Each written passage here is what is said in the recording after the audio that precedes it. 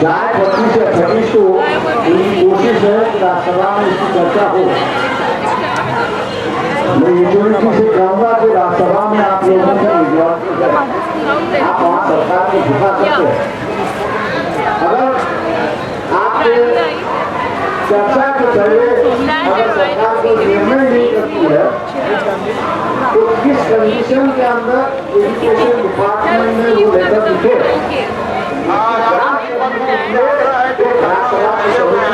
गठित करने का रेजोल्यूशन ये करे ये हमसे रहता है। ठीक है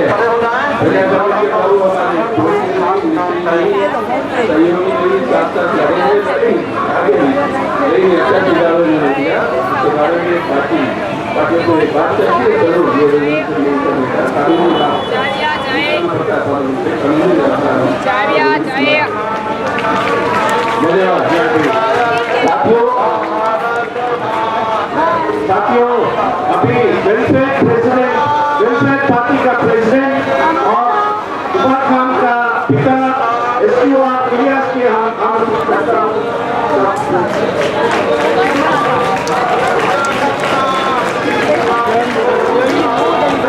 रोहित बिरुला जी की माता जी, अम्बेडकर जी और मेरे दिल मेरे अल्लाह साथी, आज मैं आपके सामने आया हूँ और ये आज इस स्टेज पर दो लोगों की कड़ी बात चल रही है।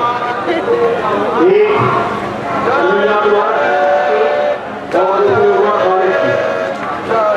आप जानते हैं ये दोनों लोग थे जो आज 23 तारीख के प्रोग्राम के आयोजन के लिए दिन रात लगे हुए थे।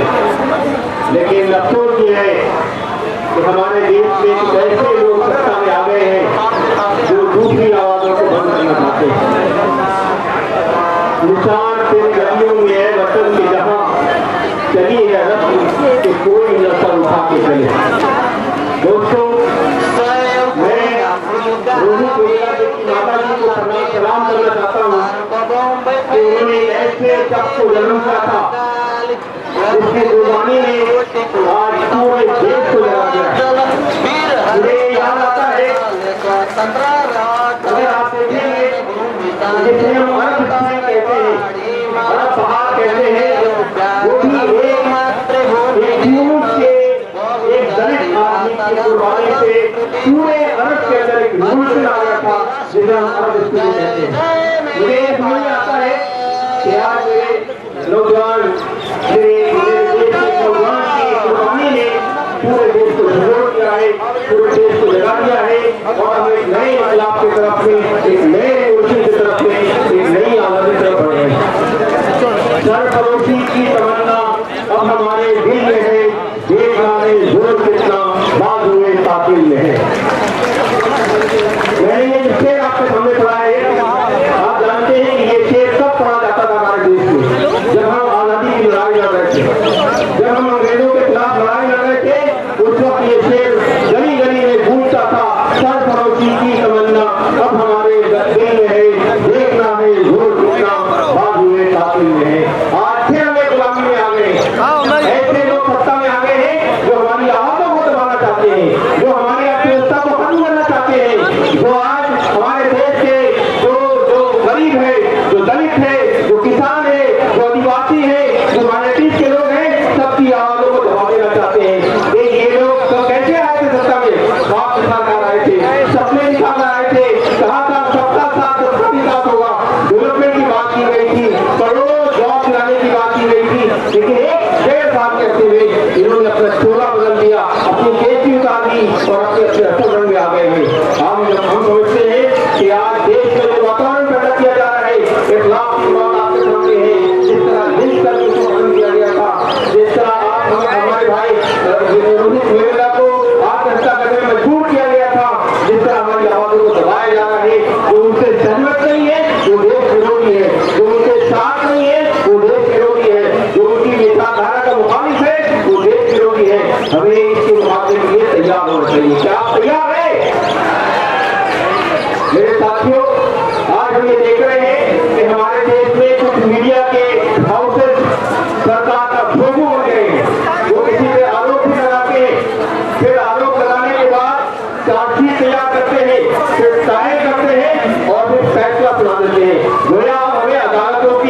जुडिशरी की और न्यायपालिका की जरूरत नहीं है। मीडिया हाउसेस से फैसला करना है, तय कर देना है। हमें इन मीडिया हाउसेस का बायकॉट करना चाहिए। आप बायकॉट करने के लिए तैयार हैं मेरे साथियों? हमें एक नए इंकलाब के लिए, एक नए रिवॉल्यूशन के लिए हम और आपको सबको तैयार होना है। मैं इन नौजवानों से, युवा वर्ग से अपील करता हूँ कि हमारे देश में जो लोग सत्ता में आ गए हैं वो किसान मुखालिफ है, वो आदिवासियों के खिलाफ है, वो देशद्रोही है। और देश आपके छोटी होकर के आपने देखा हमारे देश की अर्थव्यवस्था से उड़ा गई है, हमारे देश के अंदर बिजनेस ठप हो गया है, हमारे देश में ऐसा वातावरण पैदा किया जा रहा है कि हमारे मोदी जी कहते हैं कि हम यहाँ पे मेक इन इंडिया की बात करते हैं। कौन आकर निवेश करने के लिए? जब सड़कों पर दंगे होंगे, जब जो है लोगों को भगाया जाएगा, जब अशांति फैलाई जाएगी तो कौन निवेश करने आएगा? पूरे देश को सत्यानाश किया जा रहा है। हमें इनके खिलाफ चुनाव होना है। अगर इन्हें 5 साल सत्ता में रहने का मौका मिल जाएगा तो देश की वो दुर्गत बन जाएगी कि हम इसको ठीक नहीं कर सकेंगे। हमें दूसरे इंकलाब के लिए, नई आजादी के लिए फिर देश में छोड़ा है और फिर आवाज लगानी है। सर्वरोसी की तमन्ना अब हमारे दिल में है, देखना है जोर कितना बाजू में ताकत में है। जिंदाबाद, जय हिंद। धन्यवाद साथियों। साथियों 2-3 नारे लगाएंगे। वो गाने जो है बादशाह बिरसा अम्बेडकर पुणे स्टूडेंट एसोसिएशन से भोपाली जी बोलेंगी। साथियों, यहाँ पे सभी जो आए हैं, जो इस रघुनाथ यीशु के ऊपर भी बात रखने और अपना बंदा शुरू करनी है। आप सभी तमाम साथियों को हम क्रांतिकारी जय करते हैं, क्रांतिकारी जोहार देते हैं। साथियों, यहाँ पे रिकॉर्ड करूंगी रोहित रघुनाथ की, सैनिक कुमार की, राजू की और तमाम उन दलित आदिवासी छात्रों की। इस मुद्दे के अलावा किसी और मुद्दे में मैं नहीं जाना चाहती हूँ। इंडिया, भारत एक ऐसा देश है यहाँ पे बहुत सारे इश्यूज है, बहुत सारे कॉम्प्लेक्स इश्यूज है, लेकिन सभी दलितों का, आदिवासियों का, मुस्लिम का, माइनॉरिटी का, अल्पसंख्यक का मुद्दा एक नेशनल मुद्दा बनता है या नेशनल मुद्दा बनने की कगार पर है। तो हम देखते हैं ना सिर्फ संगीत मीडिया, लेकिन यहाँ के जो ब्राह्मण पॉलिटिशियंस है, यहाँ के जो ब्राह्मण विचार रखने वाले सिर्फ सहयोग नहीं करते, या फिर यहाँ के जो ब्राह्मण इस्लामी सरकारी संस्थान है या ब्राह्मण यूनिवर्सिटी है, उस मुद्दे को भटकाने के लिए कई तमाम और मुद्दे उठाते हैं। हम यहाँ पे बात करना चाहते हैं कि जो गाँव में दलित की उत्पीड़न होता था, आज वो यूनिवर्सिटी में पहुंचा है। सिर्फ आज ही नहीं, ये दलित उत्पीड़न, आदिवासी उत्पीड़न कांग्रेस के जमाने में होता था, कांग्रेस के पहले भी होता था और कांग्रेस के बाद भी हो रहा है। आज कांग्रेस की सरकार है तो उसमें ये ज्यादा उभरते दिख रहा है।